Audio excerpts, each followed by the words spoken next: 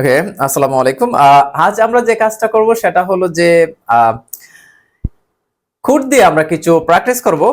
Could মানে হইলো আহ, পারতাম, বিশেষ করে এটা হলো ক্যানের ফার্স্ট টেন্স। এটা আমরা সবাই জানি, সবাই পড়ায়, কিন্তু আজ আমি একটু অন্যভাবে আলোচনা করব যে কুড আসলে কোন কোন ক্ষেত্রে আমরা ব্যবহার করি, কিভাবে ব্যবহার করব, এই জিনিসগুলো নিয়ে আমরা একটু কথা বলি চলো, এবং আমরা বুঝে ফেলি যে এটা আসলে কোথায় কোথায় আমরা ব্যবহার করতে পারবো, কিভাবে ব্যবহার করব, এগুলো আমরা একটু দেখি।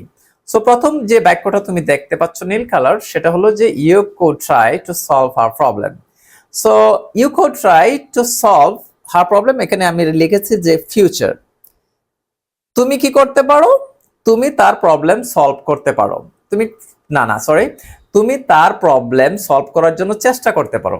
আমরা বলি না যে তুমি এটা দেখতে পারো, ট্রাই করে দেখতে পারো যেটা হয় কিনা, সম্ভব কিনা, এই কথাগুলো। তার মানে কি এটা ভবিষ্যতে হবে, এখনো কিন্তু হয় নাই। কিন্তু আমরা কুড মানে আমরা সাধারণত জানি যে অতীত হয়ে গেছে এটা অলরেডি। কিন্তু এখানে আমরা বলতেছি না, you could try to solve her problem. তুমি চেষ্টা করে দেখতে পারো তার প্রবলেমটা সলভ করা যায় কিনা। তার মানে কি? তার মানে হইলো যে প্রবলেমটা এখনো হয় নাই, প্রবলেমটা হয়েছে কিন্তু ওটা সলভ হয় নাই। সলভ করার জন্য তুমি চেষ্টা করতে পারো, ইউ কুড ট্রাই। তাহলে আমরা you could try, you could help, you could learn, you could earn, you could close, ইত্যাদি। এভাবে কিন্তু আমরা বলতে পারি। সো ইউ কুড দিয়ে এভাবে, তাহলে ফিউচারে কোনো কিছু বোঝানোর জন্য আমরা এভাবে অসংখ্য সেন্টেন্স বানাইতে পারি। তো তুমি কি করবা এখন? তোমার কাজ এই প্রথম নীল কালারের মতো কমপক্ষে 10টা বাক্য তৈরি করে ফেলবা, ঠিক আছে? আচ্ছা, তারপরের যে সেন্টেন্সটা তুমি দেখতে পাচ্ছ সেটা হলো he could join us for dinner if he finishes work early. তাহলে সে কি করতে পারে? সে ইচ্ছা করলে আমাদের সাথে জয়েন করতে পারে যদি সে তার কাজটা কি করতে পারে, আর্লি শেষ করতে পারে, দ্রুত শেষ করতে পারে। তাহলে সে কি করতে পারে? আমাদের সাথে ডিনারে মানে রাতের খাবারে একসাথে মানে জয়েন করতে পারে।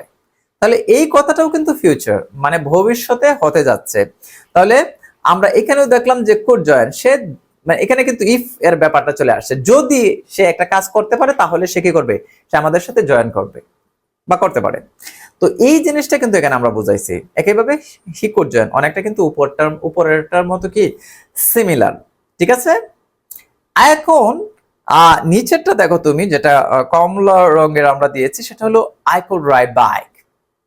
এটা হলো ফার্স্ট, আমি বাইক চালাইতে পারতাম, মানে অতীতকালে বাইক চালাইতে পারতাম, ঠিক আছে? সো এটা হলো পারতাম, আর সামনে আগে কি দেখলাম যে ভবিষ্যৎ।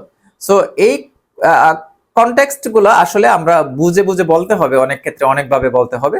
সো এখানে আমাদের একটু ব্রেনটাকে কাজে লাগাতে হবে। সো আমি আশা করি বুঝাইতে পারছি যে I could ride bike, I could swim, আমি সাঁতার কাটতে পারতাম, এরকম জিনিসগুলো হয়। সো কুড আমরা দেখলাম যে অতীতকালেও বোঝায়, আবার ভবিষ্যতেও বোঝায়, ঠিক আছে? কিন্তু অনেকে আমরা শিখাই শুধুমাত্র যে কুড মানে অতীতকালে, যে পারতাম পারতাম। কুড মনে হয় যে ফিউচারে ব্যবহার হয় না। হ্যাঁ, ফিউচারে ব্যবহার হয়, আমি দেখাই দিলাম এখানে।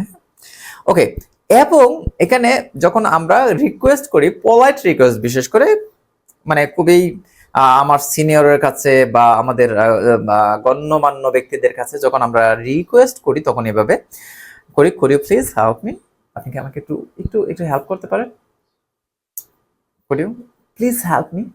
কিন্তু ক্যান দিয়ে কিন্তু আমরা এভাবে করি না। ক্যান ইউ হেল্প মি যদি আমি বলি, তাহলে নর্মালি আমার বন্ধু বান্ধব বা এরকম মানুষ ক্যান ইউ হেল্প মি বা এরকম, হ্যাঁ। কিন্তু কোডটা অনেকটা ফর্মাল, ঠিক আছে? এবং এটা polite request. So could you please help me, could you please give me, could you please show me, ইত্যাদি, হ্যাঁ। তো আশা করি বুঝতে পেরেছো, এবং এভাবেও তুমি অসংখ্য কি করবা, প্র্যাকটিস করে ফেলবা।